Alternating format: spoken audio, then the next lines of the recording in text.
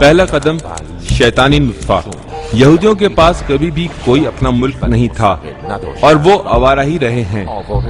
Holland کا ایک رہائشی قانونی وکیل تھیوڈور ہرزل اس سے یہ سب برداشت نہ ہوا۔ اس نے 1896 میں ایک کتاب ملک یہود میں لکھا کہ ہمیں لازماً یہودیوں کے لیے ایک مستقل حکومت تشکیل دینا ہوگی۔ اس نے 29 تا 31 اگست کی تاریخوں میں اگلے سال 300 بڑے یہودیوں کو سوئٹزرلینڈ میں جمع کیا تاکہ کس طرح ایک یہودی حکومت کو بنایا جائے کے بارے میں بحث و گفتگو کریں۔ مختلف ممالک کے بارے میں بات چیت ہوئی، لیکن بالآخر فلسطین پر سب کا اتفاق ہو گیا، اور کیونکہ فلسطین میں یہودی مقدسات بھی موجود ہیں جو عوامی فریب دہی کے لیے ایک بہترین بہانہ قرار پائے، ہرزل نے حکومت عثمانی کے سلطان عبدالحمید ثانی کو بہت سے تحائف ارسال کیے اور ساتھ ہی یورپی یہودیوں کے فلسطین آنے کی اجازت مانگی، جسے بادشاہ نے قبول نہیں کیا۔ لیکن ہرزل نے امریکی اور یورپی یہودیوں کی مدد سے ایک کمپنی بنائی جو فلسطین میں جا کر رہنے والے یہودیوں کی مالی مدد کیا کرتی تھی۔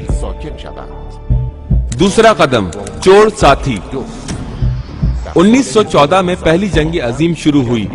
ان حالات میں یہودیوں نے جنگ کو بہانہ بنا کر بے شمار یہودیوں کو فلسطین مہاجرت کروائی۔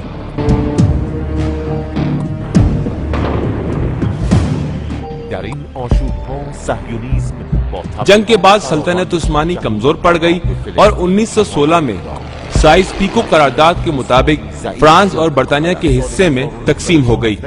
فلسطین برطانیہ کے حصے میں آیا اور برطانوی فوجی وہاں قابض ہو گئے۔ برطانوی وزیر خارجہ کی کوششوں سے 2 نومبر 1917 کو ایک یہودی بے نام رچرڈ کو خط لکھا اور کہا کہ برطانوی حکومت یہودیوں کے لیے فلسطین کو ان کے ملک بنانے کی حمایت کرتی ہے۔ ساتھ ہی امریکی صدر ولسن نے بھی خط کی حمایت کر دی۔ یہودیوں کے اچھے دنوں کا آغاز ہوا۔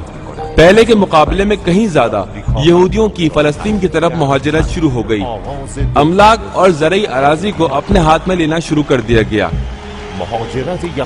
شروع میں پیسے سے، اور اگر کوئی مقاومت کرتا تو برطانوی فوج کی مدد سے زبردستی حاصل کر لی جاتی۔ 25 نومبر 1920 پہلی جنگ عظیم کے فاتحین نے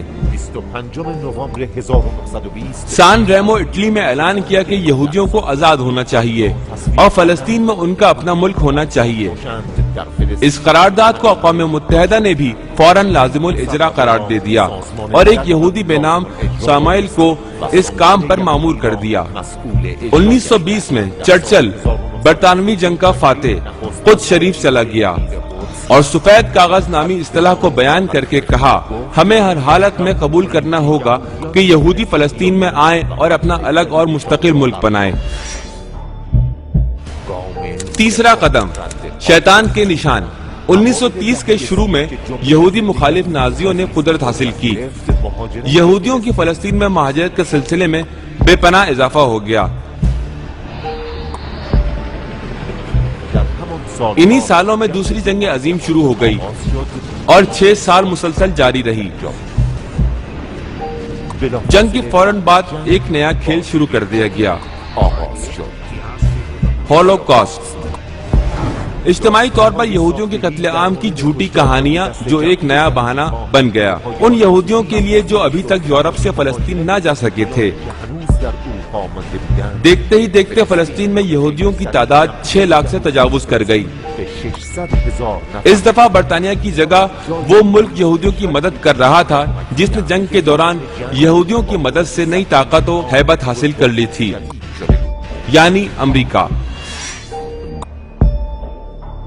چوتھا قدم زمین پر قبضہ۔ 14 مئی 1948 سب کچھ پہلے سے طے شدہ تھا۔ صبح برطانیہ نے اعلان کیا، ہمارا فلسطین پر قانونی حاکمیت کا وقت ختم ہو گیا ہے، اور اسی دن وقت ظہر سے پہلے یہودیوں نے اسرائیل کے نام سے اپنے ملک کا اعلان کر دیا۔ اسی دن ظہر کے بعد اقوام متحدہ میں اس پر ووٹ ڈالا گیا اور صرف چند ہی منٹوں میں ووٹنگ مکمل ہو گئی اور اسرائیل کو قانونی حیثیت دے دی گئی۔ اس کی تھوڑی دیر بعد اقوام متحدہ نے باقاعدہ اعلان کیا کہ سرزمین فلسطین پر ایک اور ملک اسرائیل کے وجود کو قبول کر لیا گیا ہے۔ ٹھیک 3 منٹ بعد امریکہ اور 8 منٹ بعد سوویت یونین نے اسرائیل کو تسلیم کر لیا اور اسی طرح فلسطینیوں سے پوچھے بغیر انہی کی سرزمین پر ایک اور ملک بنا دیا گیا اور 21,000 کلومیٹر فلسطینی سرزمین پر یہودی قابض ہو گئے۔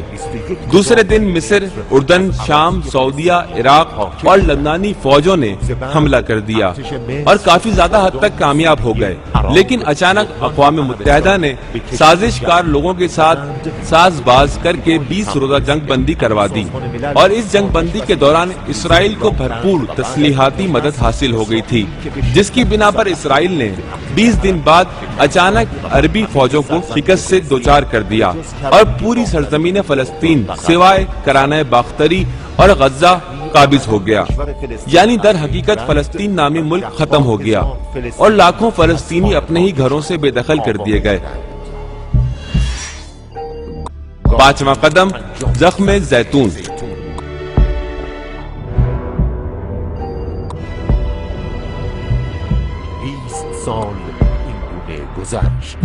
1968 میں صاف کی کوششوں سے عربی حکومتوں نے اسرائیل پر حملے کا ارادہ کیا کہ جس کے جواب میں اسرائیل نے پہلے پہر حملہ کر کے عربوں کو شکست دے دی اور یہودیوں کے ہاتھوں غصب شدہ فلسطین زمین 3 برابر ہو گئی۔